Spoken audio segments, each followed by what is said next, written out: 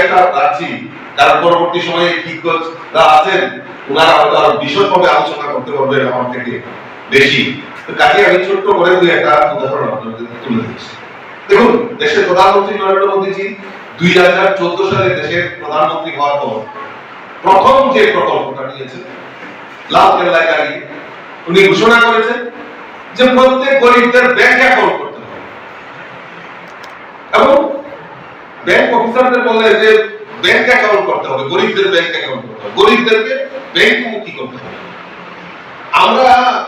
আমিও তখন বিচলিত হয়েছিলাম যে মোদীজি কে কারণে বলা গরিবদের ব্যাংক অ্যাকাউন্ট করবে, গরিবদের কাছে টাকা কোথায়? মোদীজি বলছেন যে না, জিরো ব্যালেন্সে ব্যাংক অ্যাকাউন্ট করতে হবে, তাদের কোনো টাকার দরকার নেই, তারা জিরো ব্যালেন্সে অ্যাকাউন্ট করবে। ব্যাংক কর্মচারীদের বললেন যে কতদিন সময় লাগবে? 6 সাল লাগবে। 6 সাল নেই, 6 মহিনা में সব গরিবদের ব্যাংক অ্যাকাউন্ট করতে হবে। আপনারা যে খুশি হবেন এবং আপনাদের কাছে নিশ্চয়ই তথ্য আছে। স্মারক উপহার তুলে দেওয়া হবে।